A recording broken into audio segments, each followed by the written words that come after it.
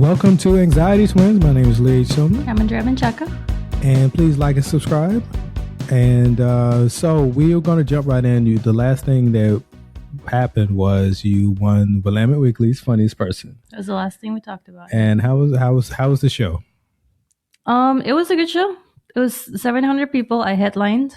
Mm-hmm. I was terrified. I hadn't done a show in a while, so I was like panicking on the side of the stage by myself. But I still haven't gotten the video. It's supposed to be coming pretty soon. It's Wednesday today. I think by Friday I should see it. You know I'm what? really excited to see what I look like. I remember last year. You're gonna have to stay on top of them for the video because I remember like it took them forever. I had to like keep reminding. It's a different videographer though. Oh, I don't know if it's going through them. I remember like before the show, I was just backstage behind, and like people were like asking me where you were. I was like, I don't know. And I didn't even like look for you because I was like, I knew you were probably like in your zone. Yeah. So I was like, you know what? I'm going to let her do whatever. The videographer was actually the only person that was walking through that side of the stage because they had cameras on both sides. Mm-hmm. So he kept going back and forth. And I was just like, we don't know each other. So he wasn't like, hey, are you okay? or anything. I was just like, hi, yes, I'm still here. Yeah. So. And I had like 3 people ahead of me when I was there. Yeah. So one of the bigger things about the show was that this was the first time Willamette Weekly didn't put the winner on the cover. I think probably, I don't know if ever, but if they haven't done that, it's been a very long time. So we went to Woodstock and got the Willamette Weekly, and we saw that you were on the cover, but it was all 5 of you. Right. And you addressed that on stage. Mm-hmm. It said these are Portland's funniest people or something. Mm-hmm. And then I was like, I mean, yes. Mm-hmm. Mm-hmm. So yeah, I did like 15 minutes of regular material, and then you gave me the light because nobody was prepared to give me the light. Yeah. And I've done 25 and 30 before, but not as often as I do 10 and 15. So I was like having a little bit scared of missing that. So after you gave me the light, I switched to talking about the cover because I knew I would have enough time. And then after that, I went and talked about ICE and Trump. And like I wanted to preface it. You warmed him up with ICE material. No, like I warmed him up with complaining about the cover. And then I talked about ICE because I wanted to preface it by something really silly. And then I'm like, this isn't even like a huge concern of mine. Like ICE is out there. Being in the cover is still a bigger concern for me. Like I do want that to happen. Still top 5. Yeah. Top 5 things I'm thinking about. Still top 2 things that keep me up at night.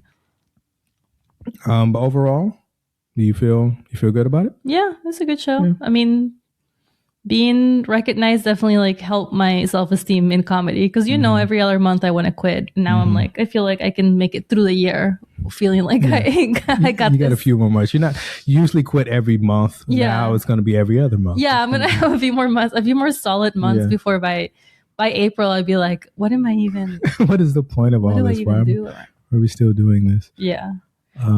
And now I'm writing for, right now, like literally I have my laptop in front of me because I'm writing for the Not That Late Show this month.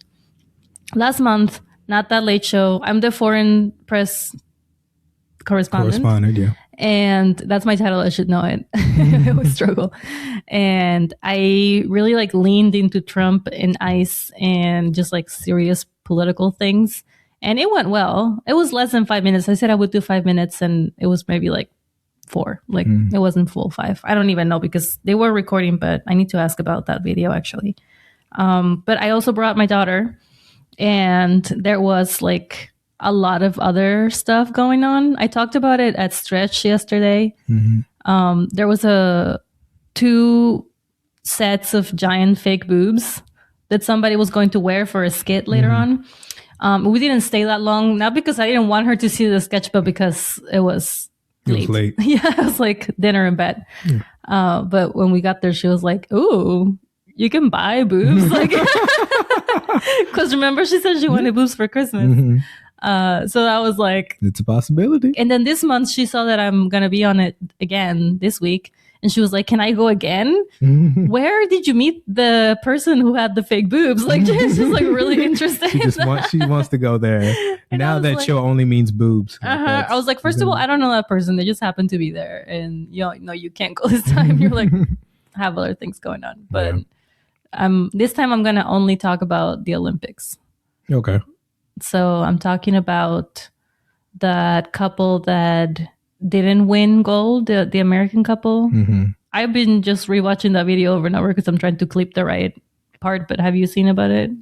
No, I don't know anything about the Winter Olympics. So it's like this American couple that started ice skating like 5 or 6 years ago. Like it has to be like much longer than they've been to the Olympics 5 times. So that's like what, 20 years? I don't even know. They met each other ice skating. They fell in love. Now they're married and they've been like ice skating as a couple, which is so wild to think about. Like, I mean, you and I both do comedy and like we spend a lot of time together, but like our jobs don't like rely on each other. Like when they both didn't win gold, like that was a rough day for both of them. Yeah.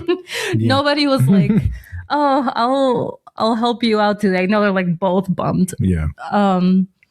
And so like the joke is that in my opinion, couples, it's like dance ice skating, like couples dance ice skating is not a sport, because any sport that relies so heavily on those two athletes, on you knowing that those two athletes fuck, it's just not a sport. It's too objective. It's too subjective. I'm sorry. And they didn't win because one of the judges was French and they wanted the French couple to win. And it's just not been like proven, but everybody's like, come on, like they objectively did way better. And they were like, well, this is a subjective sport that relies on people just being like, how like sensual was it? And I'm like, the French judge didn't like the vibes. It didn't. Well, I mean, I'm not confused by the rest of the world not being happy about the United States getting any gold medals. I understand that much, but it's also because like that's the point. That's why it's not a sport. Like curling, that's a sport. It's not sexy. It's not sensual in any way. And so for the Not That Late Show, I have like 2 clips of the 2 couples that are in the American teams, and one is the curling couple, and they like run a whole story of their background of how they met, and then the guy asked the girl out on it looked like a date, and then he just wanted to take the relationship to the next level by asking her if she wanted to do curling with him. And then the entire time they're just like, we're just really good friends, and you're like, yeah, this is just not a sexy sport. It's just never gonna be like, it became something else when I saw him leaning over to sweep. It just doesn't work that way. Man, when he bent over and used that brush, the way he uses that brush, and they're just like fast, yelling at each other very aggressively. Like she does I don't know what it's called, pitching. Like I don't know. She like throws this pin and then he sweeps it up, and the whole time she's like, "Girl!" Just like yelling at him, "Girl!" It means sweep. Yeah, I don't know why it's important to do that. Because like, let's say with rowing, you're trying to get a rhythm, like row, like someone's yelling row or whatever. With curling, like you're just brushing the thing. I mean, so like there's no rhythm to it. So why do you need someone to yell? The person who is doing the brushing is looking at it really up close and the other person is looking from far away. So you have like a better understanding of like, if you're not looking up, you don't know like how close you are to the thing. You're just like really focused on the floor. I don't know. That's what I'm thinking. That's how it works. But so we're going to start curling. We're getting ready as for the next. As a couple until we can become platonic. In 4 years. In 4 years, we're going to start. We're going to get divorced, but do really good at curling.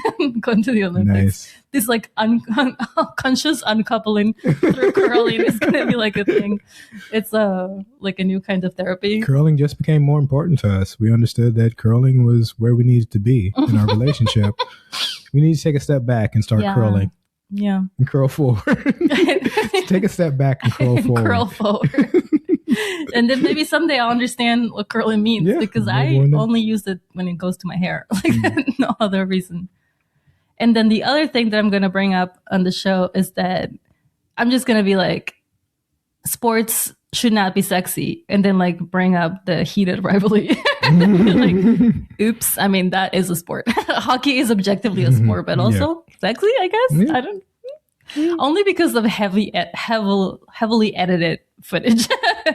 Like hockey on a normal day, not sexy. Is there anything else you want to talk about Willamette Weekly? I don't know. Do you think if I reach out every month and ask to be on the cover, eventually they'll do that? Yeah, I think it'll work. Yeah, I'm gonna get that. The following week was a Jenga block, I believe, right? Yeah, and I'm so bummed that I didn't see that until after I was on stage, because I wanted to bring the Jenga on stage and be like, this is your cover? You want things that fall apart? I'm right here. I fall apart every month. Every time I'm Jenga like, block. I'm not even funny. But I was just going to say that because if you didn't, like, we can cross into, you just talked about Heated Rivalry. And we've only watched the first episode of it. And then we started, part of it was because we started moving. So we didn't really. We still don't have a TV. Yeah, we had a bunch of other stuff. It's still unclear what we want to do with the TV. We were busy. But so I guess that's the main reason. But also, like, I don't know, how did you feel about it? Do you want to watch more? I mean, I wasn't like, have to have more right now, but I assume it's kind of like those ones where it takes a few episodes. Like, it was the first episode, I have to tell you everything, and a lot happens for one episode, actually. But also because I am online a lot, I already kind of know what happens, which ruins it a little bit. But it's been out for a while and people talk about it, and I accidentally like seen things. And then just now I was researching like sexy footage of them for the presentation. So I learned more by accident. Yeah, that's the thing about like streaming now. Like, everything drops. I assume the whole thing dropped all at once. So people were just like watching the whole, because it's not that many episodes. I think it's only like 6 episodes. So people would just watch the whole thing, and then we talk about it for like a month, and then we moved a few months from now, no one's talking about it anymore. Yeah. So that's the bummer about the way things are streamed now. And that's why K-Pop Demon Hunters 2 is going to be completely ignored. I don't think so. You don't think so? Yeah. I mean, it was such a big deal. It's winning all these awards and stuff. It's such a big deal. I think when the second one comes out, it'll probably not be as good because sequels usually aren't. But I mean, I also think it's going to get a lot less attention. Put money on it. Because, that's not how you shake hands. You go like this. That's how mice shake hands. I don't know. I'm a lady. You've been watching too much. Well, Bridgerton, I guess.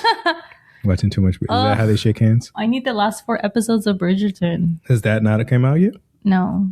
They divided the release 4 and 4. You started watching it and you said it was awful. It was awful. But you can't stop. But also I need to know what happens. You can't stop watching it? I have a problem. Yeah.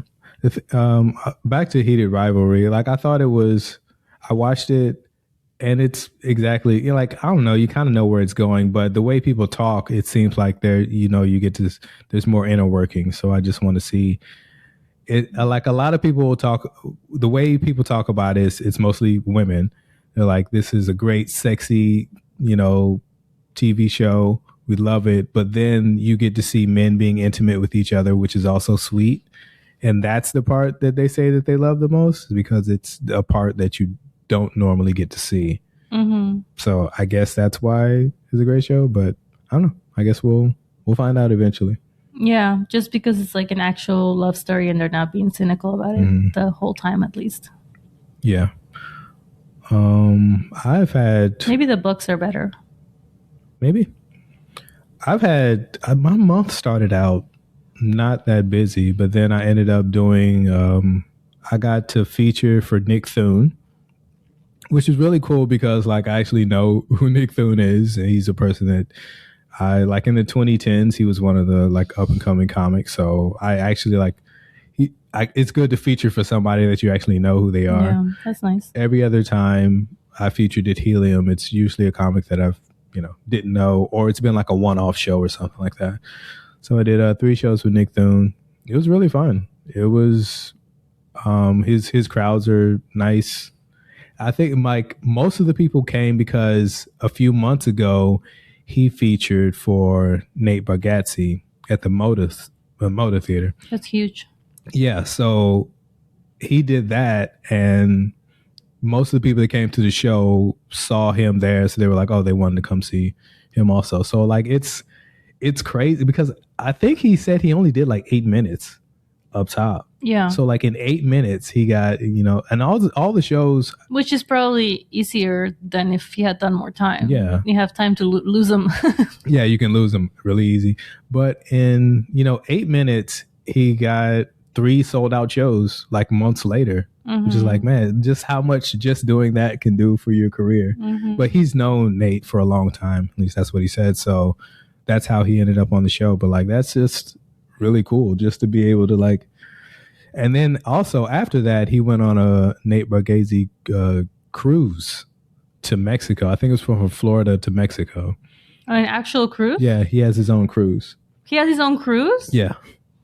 So a bunch of his fans. What does that entail? A bunch of his fans. I guess they get this. Everybody in the boat, all they have in common is their Nate Bargatze fans. Yeah. So how does he stay away from his fans in a boat where they're all I don't know. Stuck together? I don't know how that happens. But he was telling me claustrophobic. He was telling me about like what it was like, the cruise was like, and he had all these like positive things to say. And I was like, I know people that have been on cruises. That sounds like crazy. That's a good one. Because he was talking Nate can put on a cruise.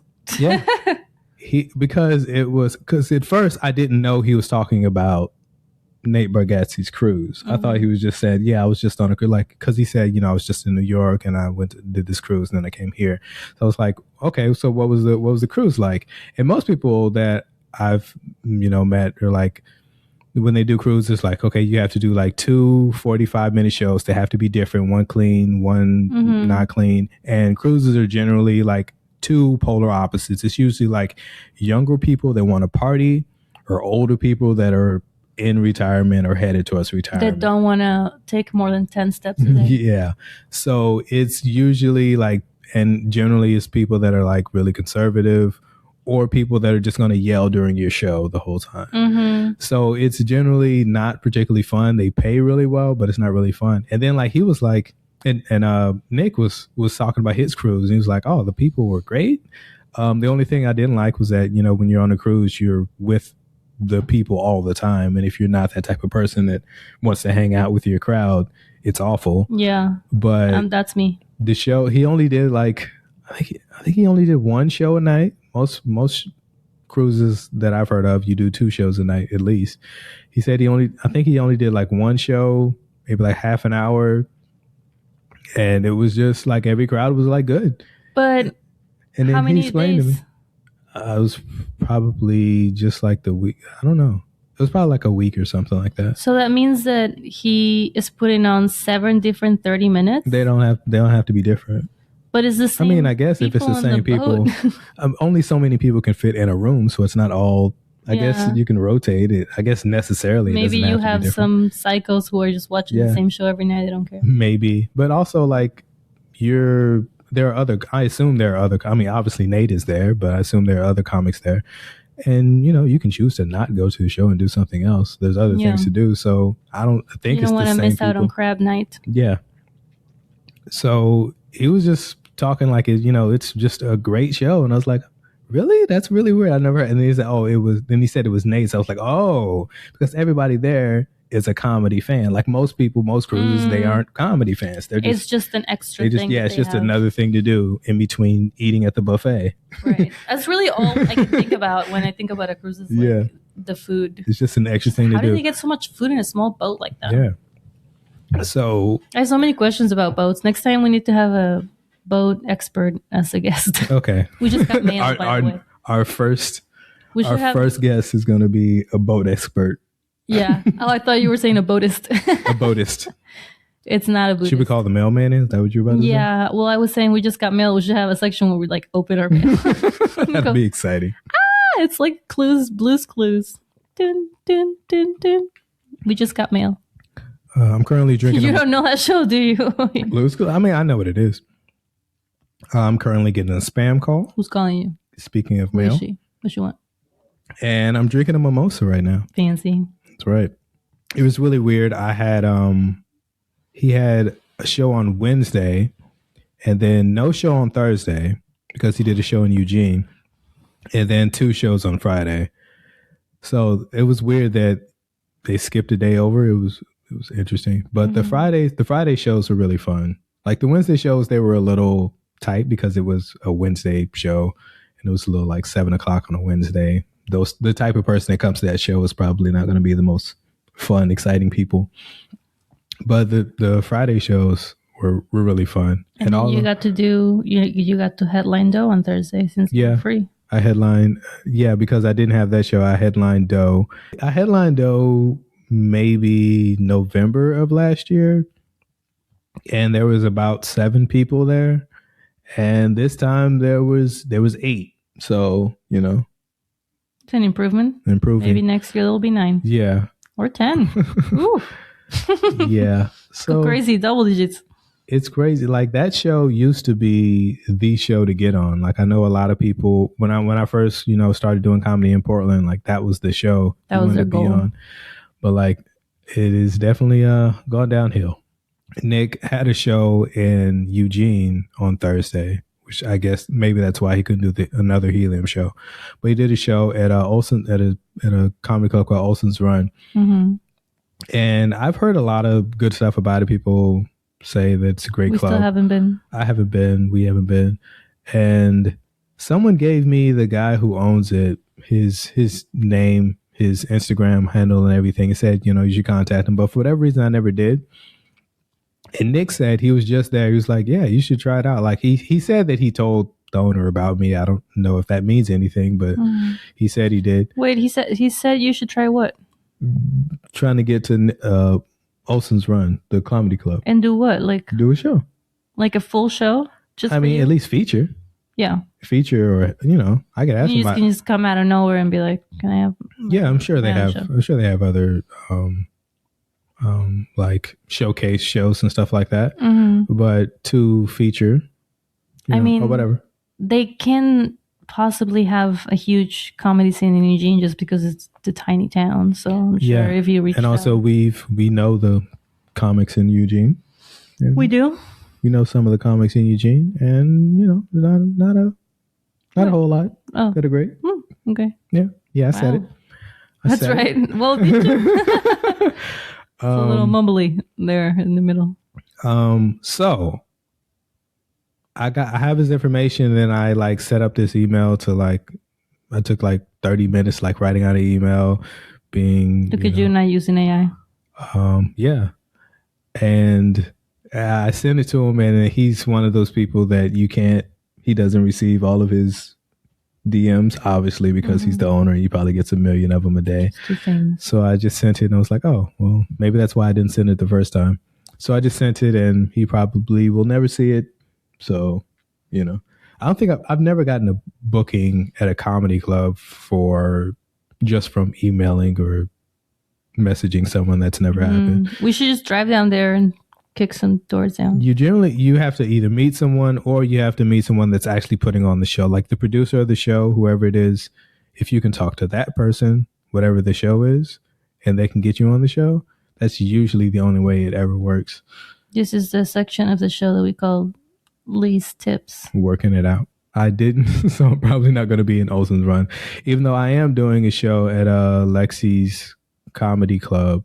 Even though it won't be a Lexi's Comedy Club because Lexi's Comedy Club is not an address traveling. Sometimes as so much as it is a lifestyle. She said it's a lifestyle. She says that she has a club. I think you're going to be performing at the club. Am I? We'll see. I think so. March. But it's Women's History Month, so that's where I'm highly coveted. I think my place is it Gratitude Brewing?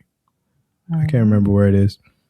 I saw it on the calendar. It just says Lexi's Comedy Club. Yeah, it's Gratitude Brewing, in Eugene. So that's the only shows. I mean, I think I've probably done a Don't Tell in Eugene, but that's it. So hopefully I'll be able to get to Olsen's Run. Olsen's Run seems fun. I did a show. You headlined one night, and then I think the following month I headlined it. Mm-hmm. I don't remember when. It was sometime last year. Yeah, it was. I did January and you did February because it was an all black lineup. No, or did they try? Because it was all they could get was it was Valentine's Day. Yeah, and me and Ronnie Macaroni went to Lexi's. Got a nice romantic ride. Yeah, we got a romantic ride down to Eugene. Always doing other shit on Valentine's Day. You. Yeah, I had a show on Valentine's Day. Actually, you were doing Lexi's in March. I'm doing April. It's called Between the Punchlines, is where people interrupt you when you're talking. So we'll see how well I do with that. I'll be like, shut up. Yeah. I just wanted to do a regular showcase. I didn't want to do, because she has shows like that, like themed shows. I didn't really want to do a show like that. So I just wanted to do. Because I'm no fun. So I just wanted to do just a regular show. Also, like, you get paid a little more and you get to headline. You do more time. You actually, get to do uninterrupted time. That's always nice. Yeah, which is nice. So I just did that show. I have 2 shows booked in April. One of them is host or feature for Luke Capaccio, who is coming from New Jersey and is doing Show Bar. And you don't know Luke, right? We know each other through TikTok only. We've spoken on TikTok. Like we did, what's that called? It's not like FaceTime. It's like whatever the TikTok version of FaceTime is. Back in the day. And he's been trying to come to Portland for a while. What made he reached out to you? Or you reached out to him? He reached out to me about comedy. He has gone viral doing non-comedy videos, which is usually how it goes. He's also like a contractor or like some sort of builder. So he does a lot of videos on like going under the house and like pulling out all the pipes. And he does like silly, like funny bits about all of the work that he's doing and like some crazy edits about laying pipe. Yeah, stuff like that. Or like his truck will like tilt over and then like shoot up, and like the edit makes it look like it's shooting up like a spaceship, and then he lands in Home Depot, like stuff like that. People love it. But my TikTok is more about comedy. So he reached out to me because I would not have known that he's a comedian based on that. I was following him just because those are funny. But yeah, I wasn't aware at first that he was a stand-up, and I guess they're figuring something out for him and his comedy partner to come down. But you don't know where or anything? No, Show Bar. Show Bar. Oh, yeah, Show Bar. Next to Revolution Hall, the one where they do lady bits. No, yeah. Killer Ladies. Killer Ladies. Is that right? Lady Killers. I'm such a mom whenever I switch the words around. Lady Killers. You guys in your peeing competitions. I guess it would be Killer Ladies is what the show should be called, I guess, because they're ladies and they're killing, yeah. Yeah. Lady Killers implies that you're killing women. Yeah. We're going to have to. And we don't condone that. Good. Not here on Anxiety Twins. Not here. I mean, no, it does make us anxious, but none of that. We put our foots down.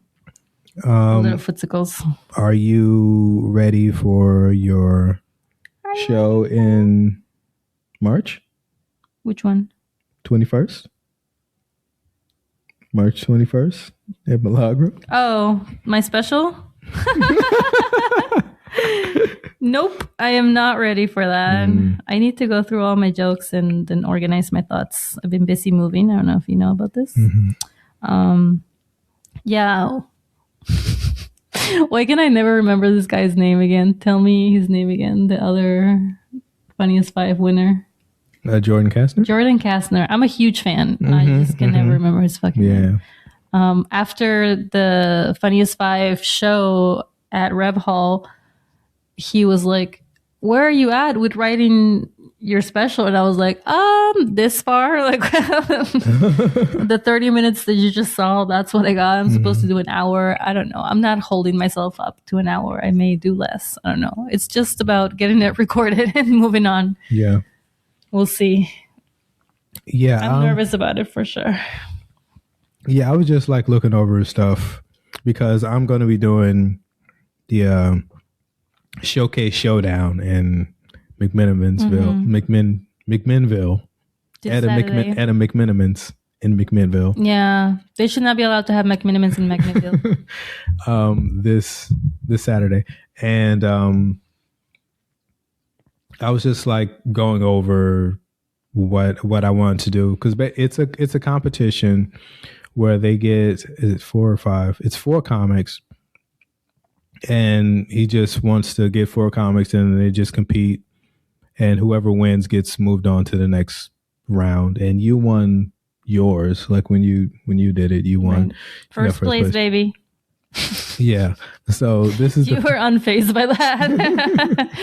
Right. Yeah. Mm-hmm. So I'm doing that show, and I was trying to think, okay, what 15 minutes do I want to do? So it's like going over stuff that I have, and I just, was thinking about what I was saying earlier was that when I was doing other shows, I'm just kind of doing like the stuff that hits, and I'm just doing like 20 minutes of, material that I know works. But I have a bunch of new stuff that I'm not doing as much just because I'm doing so many like showcases and stuff, and I'm not really like working on anything.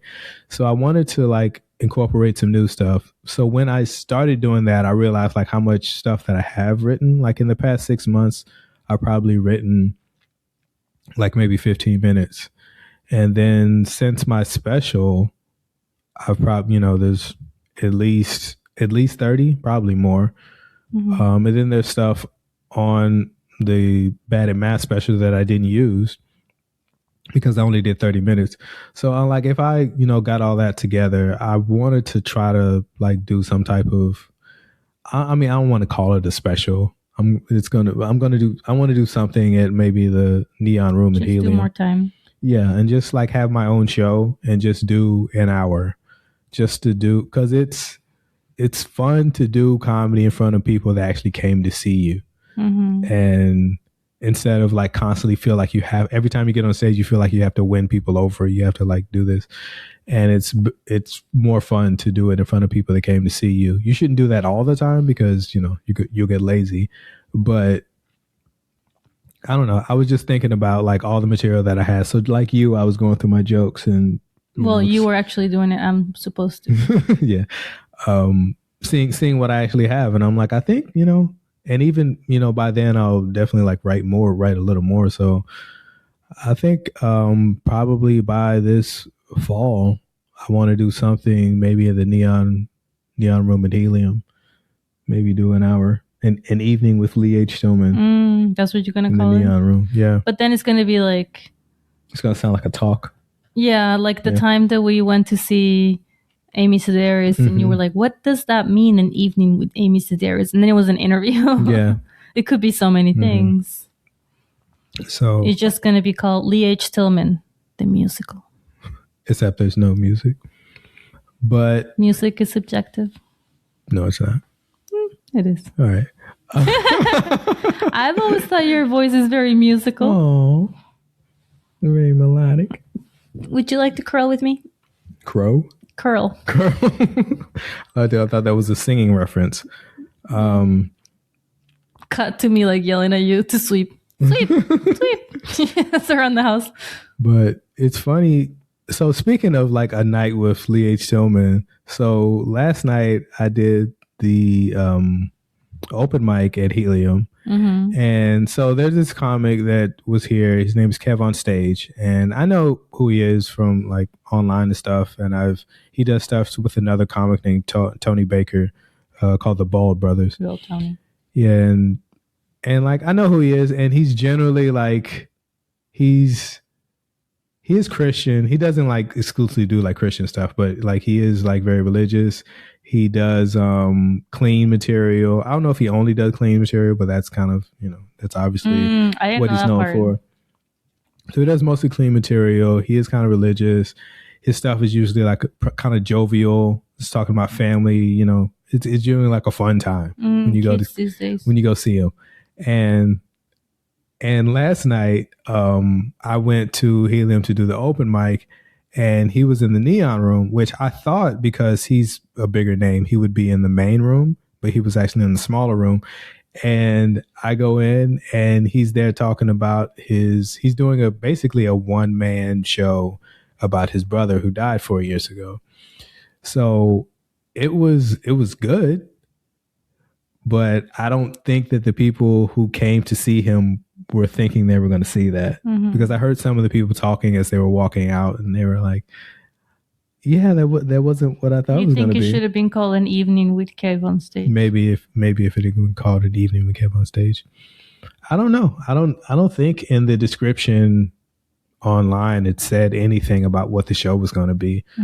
But it's a good, and like he has a video of his brother at the end, and he cries at the end. Like it's very emotional, and it is good, but I don't think it's what people came to see. You got to watch the whole thing because you were almost last on the mic. Yeah, upstairs. I was practically last at the mic, and I went to the mic a little late just because I didn't want to be there the whole time.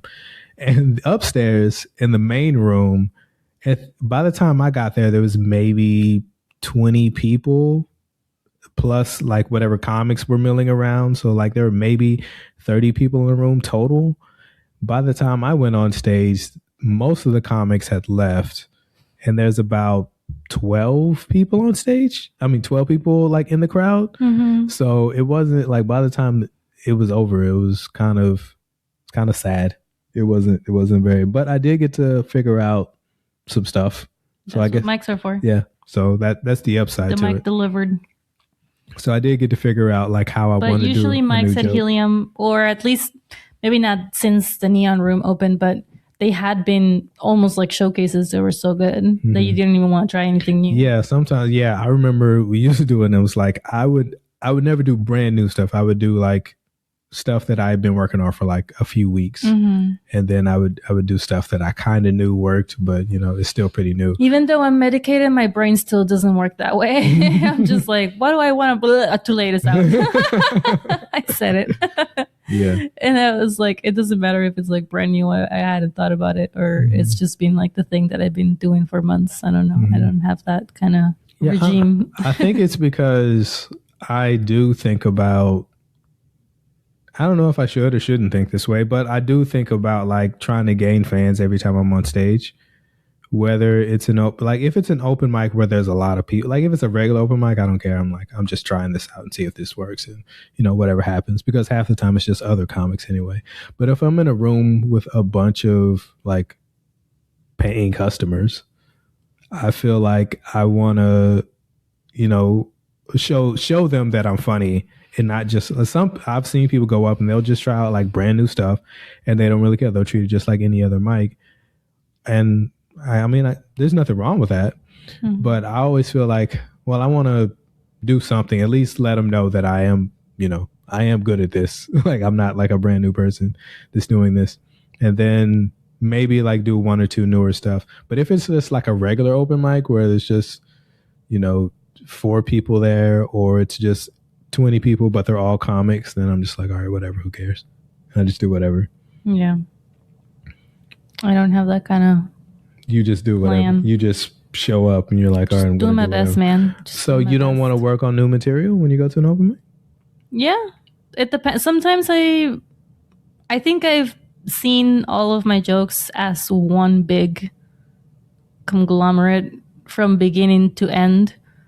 And it just depends which section I do that day. And sometimes new jokes fit into it. Like I haven't written very many new jokes that don't work within the rest of the story that I've been telling for the past 4 years. So I can always sneak them in. But also if I'm very tired, I could just say the thing that I've been saying for years so that I don't have to worry about it. But I have very few, like all of your jokes are one-liners, and like most of them just kind of live in their own world. Like all of mine there's like a string that connects them, except for like, so when I did Stretch at Cover Cafe. Yeah, how was Stretch? Yesterday? So yeah, the day before. So Stretch is, yes, it's Wednesday. It was the day before. So Stretch is a show where you do comedy in a way that you normally don't do it. So everybody kind of has a new thing that they're working on, something that they usually don't do. So yours was to do what? Not talking about myself. Okay. So that's what I'm saying.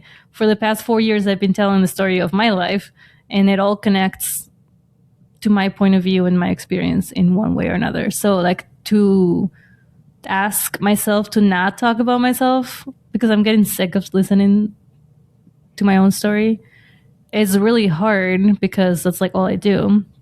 And some people, their stretch was doing crowd work, which is pretty rough in a small room like Cover Cafe. There's like not many people to talk to, or like whatever else. but I took not talking about myself pretty lightly because I still have to, like, I talked about the Olympics, or I talk about ICE or Donald Trump, or like other, like, I was like, basically, I'm just telling you the news. Like, this is what I do when I don't talk about myself. This is all I can do. But it's still my point of view on those things. So, like, I'm still talking about myself, but it's not all about me. And all of those jokes exist outside of that big story that I've been telling. So, like, I could do it.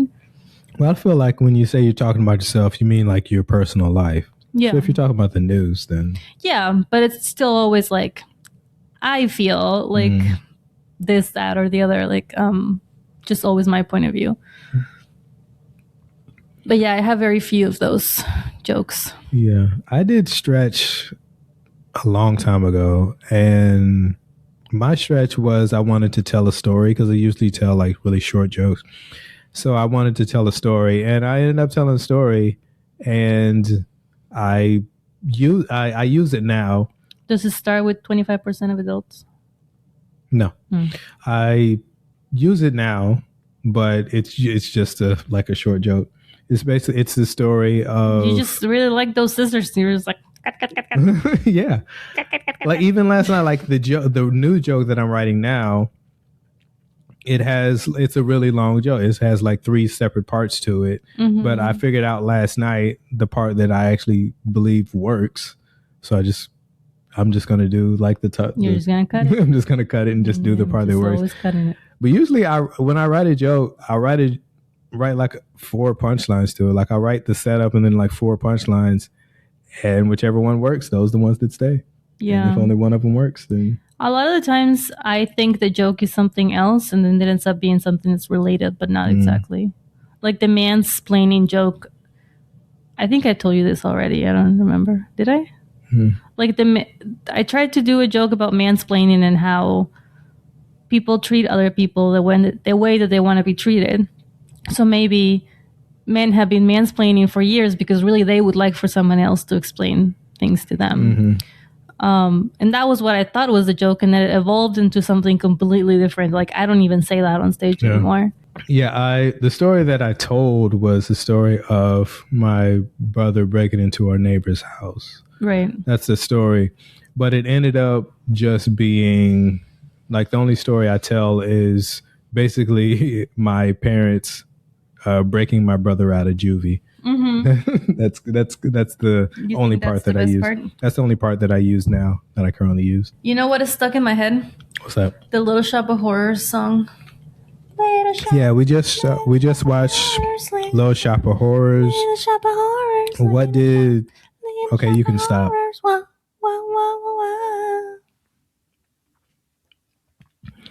We just watched Little Shop of Horrors. I was waiting for you to start talking again. Of course you were. That's the only reason why I started talking again. You didn't know anything about Little Shop of Horrors? Nothing. You had never heard of it? No. So what'd you think of it?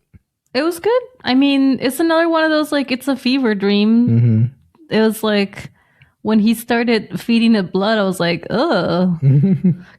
So our daughter had a sleepover, and she had a bunch of friends over, and they were trying to vote on what movie they wanted to watch. And to my surprise, Little Shop of Horrors won. One of the kids is a theater kid. So. One of the kids is a theater kid, but still, like, she's usually outvoted. Everybody else had, like, K-pop Demon Hunters and Enchanted and some, like, more Disney stuff. And they come to me and they're like, there's 4 of us, so you need to be the deciding vote. And Little Shop of Horrors has the most right now. And everybody was, like, chanting Little Shop of Horrors. And I was like, I don't know what that is. So is it really scary? And they were like, no. So I looked up a trailer, and then I see, like, every single comic that came up in the 80s is on it. And I was like, okay, sold. I don't need to know anything else. I didn't even finish watching the trailer. I was like, that's enough. So I let them watch it, but I didn't watch it with them because they were all like up my ass the entire time they were here. So I was like, watch TV time is going to be when I skedaddle and go do something else. So I didn't watch it with them, and then a couple of days later we watched it as a family, and I was like, oops, did I just let them watch this? Like, I mean, their parents knew what it was. Yeah, their parents knew what it was. But it is, I feel like in the 80s, there were a lot of musicals that they turned into movies that weren't necessarily for kids, but I guess kids could watch them if they wanted It's like, to. okay, yeah. Yeah, and Little Shop of Horrors was one. It was probably the most for kids, but there's other stuff like Hairspray was one. Rocky Horror Picture Show is more 70s, but late 70s, and that's definitely not for kids. Like Labyrinth, which wasn't a musical, but the movie is a musical. It has David Bowie in it. Jim Henson's puppets were all over the place. And Jim Henson, when he was doing Sesame Street and stuff like that, when I say Jim Henson, but I mean the whole company, when they were doing it, it's all like cute and stuff, but practically everything else they did was like kind of scary and creepy. Yeah, almost they were everything else they did. Repressed because they couldn't do any of that in Sesame Street. Yeah, so they did the puppetry for Little Shop of Horrors and everything. I'm trying to think of another, and just I guess this is also 70s, but Cats is another thing where it's not. I don't think they never made a movie until recently, which is weird. It feels like they would have, but it is one of those things where do you know what Cats like? Do you know the story of Cats? No. There's no actual plot. It's just cats. It's just cats. It's just like one cat comes up and they have to say whatever their personality is and they just sing about it.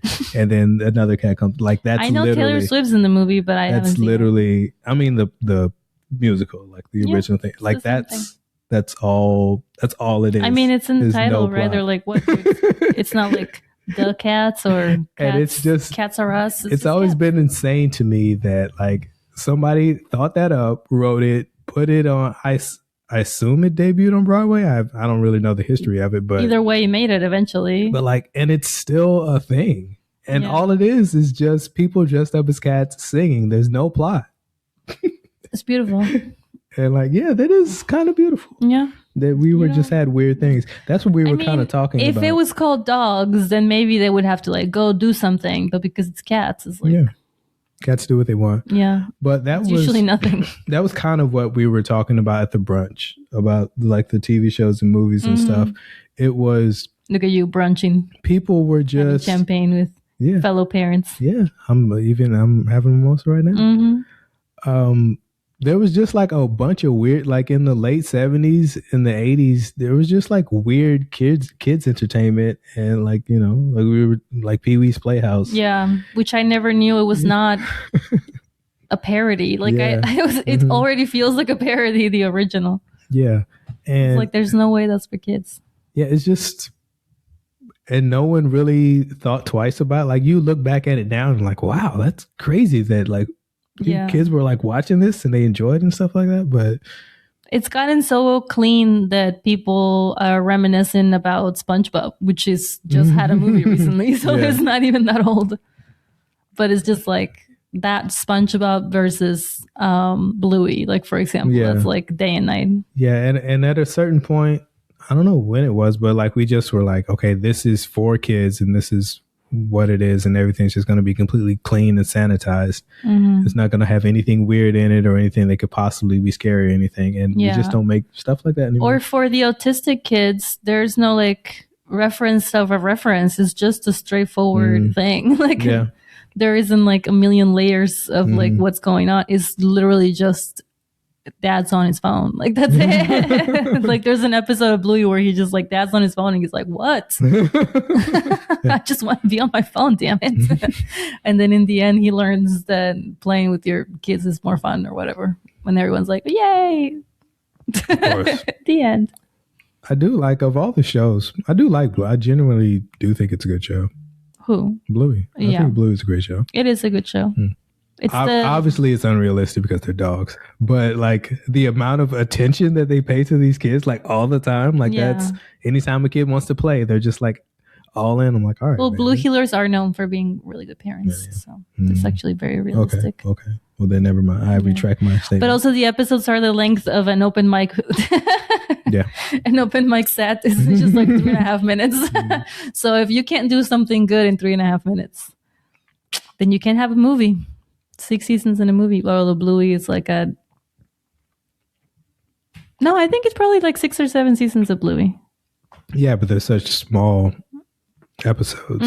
It actually counts for like one regular size season. Yeah. And then he kind of got tired of it. And he's kind of not retired, but he's like stepped back a bit from it. He'll probably come back later, but he did. I didn't know that. That's why there hasn't been anything new in a while. I mean, my kid's not that age anymore, so I stopped paying attention. I mean, we can still watch Bluey together. It's all right. All right, mate. You never watched Adventure Time. You said you didn't like it, or there was something about it. I don't think I've watched much of it, so I can't even not like it. I feel like I said something about it and you said you didn't like it. There was something about it that you didn't like, but I don't know what it was. Is it gross? I don't think so. Like those, I thought it was gross. Like those ones where I don't know, someone's eyes pop out and it makes like sound. I don't know. I think you're thinking of Ren and Stimpy. I don't know. I don't know what that is. But it is like a very silly show. Like there's no real morals or anything. There's no lessons. It's just, there's no lessons or anything. It's just silly stuff happens and then we move on. The end. But it's not completely mindless either. So, it's kind of a fun show. You want us to start watching that as a family now? I started watching it as an adult and then I was like, man. And then I stopped watching it because it just kind of. Yesterday, we didn't have school. So I forced our little baby girl to walk down to the restaurant with me. Which is a pretty long walk. It's like 1.5 miles. And we didn't walk all the way back. We took halfway, we took the bus. So we walked about 2 miles yesterday. But we went to the library and there was Bob's Burgers graphic novel. So there's a lot of Bob's it was Burger worth stuff. The 2 miles just because she was like, wait, they make books? There's a lot of Bob's Burgers merch. Yeah. Like they have an album with all the songs on it. There's a lot of stuff. Yeah. So it's weird that we stumbled upon Bob's Burgers as a thing that she just wants to watch because we went on a trip one time and it was playing on TV. Yeah. I mean, it's kind of perfect just because, if you just started watching it, we're at season 13 or 14 or something like that. So already? I don't know. So there's right now, I think it's season 14, I think. So if you're just starting out, there's so much to do. There's so much you can catch up on. Yeah. And she probably was going to want a coochie copy if she knew that they're real. Yeah. So you can kind of, watch it and it's still going on. So once she catches up, there'll still be new episodes. Yeah, they're probably going to keep coming out with them forever. Yeah. I saw the guy that does Gene voice do stand up and he said that did you see that? He went to the sperm bank and they were like, we love Bob's Burgers. And he was like, this is not HIPAA. This is like a HIPAA violation for you to be knowing that I'm Gene. Yeah. Well, his when name, you have a voice like that. Yeah. And his name is Eugene Merman. Like that's almost his real name. Yeah. I haven't seen him do stand up. What was the thing you said that I made cookies and I made you one and I said I took a bite out of your cookie and you heard that. I heard that in Gene's voice. I can't remember. Like you said, I took a bite out of your. I don't know. I said that's not a bite. And when I said that's not a bite, it was like more than half the cookie was gone, and you were like, "That's not a bite." I heard it in Gene's voice when I said it. Gene is my favorite. I think Isabel is Gene. She thinks that she's Louise. She thinks I feel like everyone thinks they're Louise. Yeah, but she's Gene. Do you have one of those kits to open locks? No, you like pizza and you love your mommy. You're Gene. Yeah, but she doesn't think so. She's like, oh, mommy, I want to live with you forever. And I'm like, oh, my little baby. Yes. Yep, yes, live with me forever. Never get away from me. And then I'm like, oh, get away from me. Your paws are all sticky. So do you want to talk about, before we finish, what we're going to do with our TV situation? I don't know how exciting this is going to be, but I think we should. We still have the old house and we have the TV there bolted to the wall. Yeah. If we take it out, there's the bolts are really big, so there's going to be big, huge holes in the wall that we'll either have to plug in. Huge, beautiful holes in the wall. We either have to plug in, or I don't think painting over would even work because they're pretty big. You have to fill them with. So we probably have to fill them, which is more work. I'm fine with just getting a new TV. So let's just leave the TV over there for anyone that wants to rent our old house. hit us up. Yeah. Do you think we're like Frida Kahlo and like the Blue House? Like people are gonna go visit her house? Like this is where Andrea Menchaca wrote her first 30 minutes of comedy.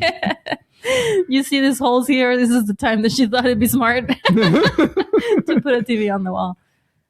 So I'm fine. I feel like we should get another TV and put it in this room. But I don't want this room to turn into the TV room because it's also a living room and a dining room. So can it be like one of those TVs that looks like a picture frame?